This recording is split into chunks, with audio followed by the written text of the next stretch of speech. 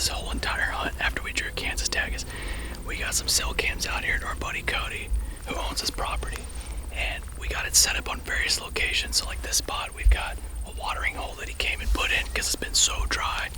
He's got a boss bug feeder here that's got protein and just kind of a mix of corn and other stuff in it that the deer are coming to and from, even though they do have beans. We're not worried about really disturbing this place because these deer are here. They're not going anywhere. So it's a low impact area and a great spot for us to come and help out with some population control and put a doe down on the ground tonight.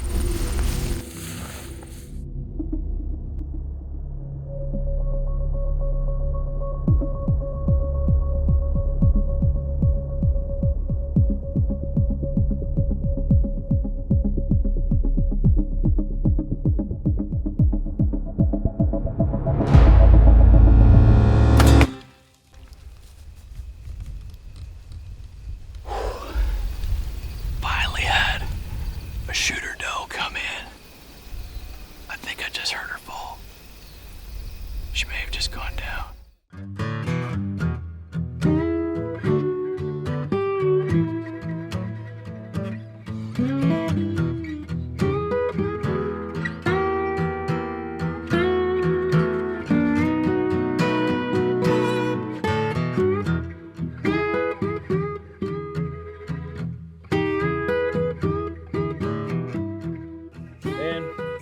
Tell you what, Kansas has been too dang good to me, and hopefully this Texas boy will be coming back. What's going on, guys? Welcome back to the channel here. I hope you enjoyed that little doe hunt at the beginning. That was actually right here over this little water hole last year with my buddy Will Cooper. Came down from HuntStand to hunt with me and had success right here over this little water hole.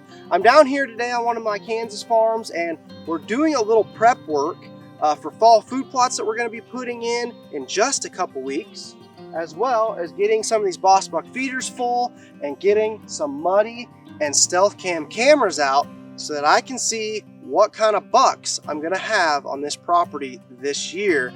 I came over here to this water hole and I thought, you know what, this would be a fantastic time to show you guys the success you can have over just a small water hole like this. As you guys saw in that doe hunt at the beginning, Will was able to take a doe right here. That was his very first time in sitting in this muddy tree stand right over here. Very first night, was able to take that big mature doe and get some meat in the freezer right away.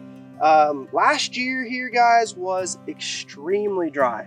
We had little to no rain through the spring and summer. It was starting to get pretty darn scary. So I put this water hole in as well as one on the east side of the property that we'll go check out here in a little bit. But I wanted to talk to you guys for just a second. I thought this would be a great opportunity. I noticed this pond was getting a little low. This little water hole was getting low. It's probably only 3-4 inches of water left in it. So I need to get down here and get this thing filled up. But I thought it'd be a great opportunity, guys, to talk to you guys about these. And I think something like this could really benefit and help you as well in the future with a successful hunt. This little water hole here was very simple to put in. What this is, guys, is a landscape pond for your backyard, for your landscaping, that I got at a local store here that we call Menards. It's kind of like a hardware, home improvement type store. You guys might have them in your area as well. You could probably find something like this at like a Home Depot or maybe a Lowe's or like a landscape company, something like that as well. But the reason why I chose to do this is I can put it in the ground, and it's extremely durable. They're very thick. You're not going to have any worries about hoof prints or hooves or anything like that, deer hooves, getting in here and breaking this thing. And it creates basically an EHD free area, because if I just came here and dug a little pond and tried to fill that up, one, it might not hold water right away, and two, if I let that get too low for too long, I could be creating an area where the little midge flies love to come and breed, lay their eggs, and possibly could have EHD problems in the future, which I should not have with this, because I'm not creating that muddy, mucky, nasty area with this type of water hole. One thing you do want to make sure you do if you're going to put a water hole in like this, whether it be something like this or even like a buried cattle tank or something. I was going to do a cattle tank here originally, but these were a heck of a lot cheaper, and I like the shape of them. They just looked really natural. But I do have what I call a critter stick in here. You definitely want to make sure that you have some sort of stick or log. You could possibly even put like a 4x4 post, something in there. And the reason is, for example, this pond right here, this little water hole is pretty low right now.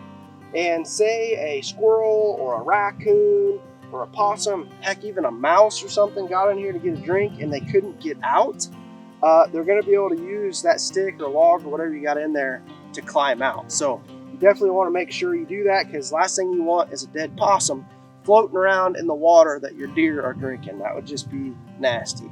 Let's run over, guys, to the other side of the farm, and I'll show you that water hole that I have in a food plot there, and then we'll show you an amazing hunt that Will was able to take a deer we call 9 lives on the very first time in on opening day of Kansas deer season 2023.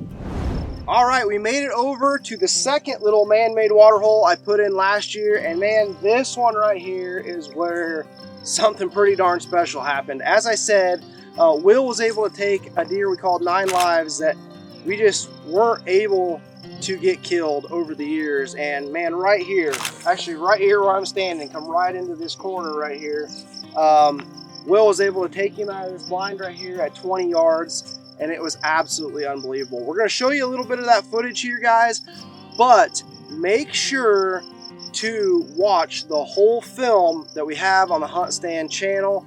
I'm telling you what, guys, it's really awesome. They did a great job with it, and I can't wait to have Will back. I hope that he draws a tag next year. He didn't draw a tag this year, but hopefully next year, 2025, he'll draw a tag, be able to come back here, and we'll be able to get him another great deer. But really cool hunt. Definitely check out the whole story, guys. But before we get into too much more, let's show you guys a little bit of the hunt for 9 lives. It's like Christmas morning here in Kansas.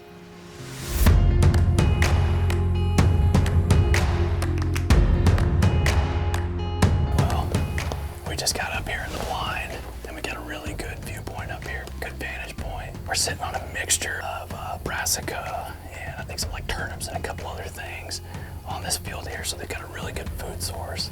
We've got a watering source in here that Cody has come in and put in.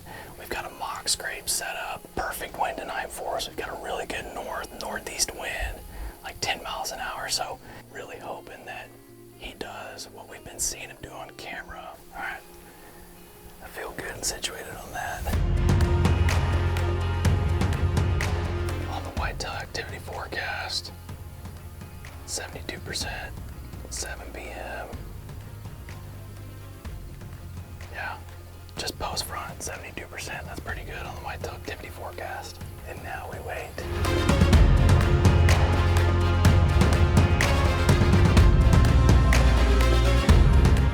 We just got settled in maybe 10, 15 minutes ago, and we've already got does funneling out here, so that's a good sign. They seem pretty relaxed. Over the next hour and a half, we watched doe after doe after doe coming to feed and water, with no bucks in sight. I looked into the beaten field behind us about 200 yards, where I'd seen some does previously feeding when I noticed 4 to 5 deer came from the neighbor's cornfield. As I looked further, the last deer in line had the body of a mule, so this was a welcome sight. Little did I know this was 9 lives until he turned where I could see his eye guards and shape of his antlers. Light began to fade fast, and 9 lives had barely moved in the bean fields behind us. Finally, he reached the edge of the bean field and had roughly 100 yards to cover within about 15 minutes of light left.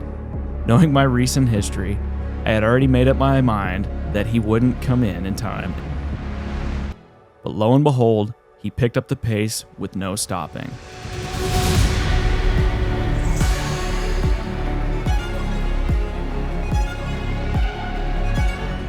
And I'm like, holy crap. I was like, dude, that's a freaking shooter for sure. It's right there. And I just see antlers. The way he was running, I thought he was gonna go down, but we gotta find that arrow. Not knowing what happened to that deer, I didn't sleep a bit.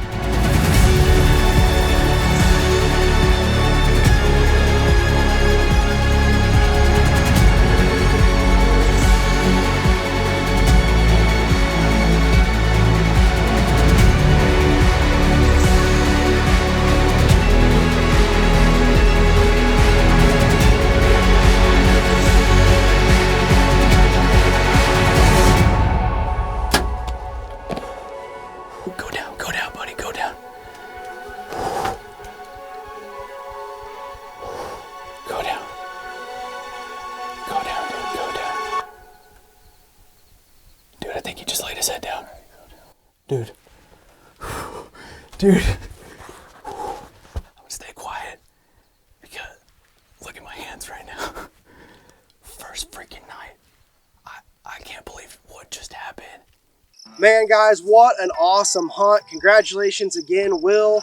Hope to have you back out here next year to do another Kansas hunt. He was not able to draw a tag here in Kansas this year, but maybe next year, 2025, we can get you back out here and get another awesome buck taken over this setup. We will see. Maybe on the other side of the farm. You never know.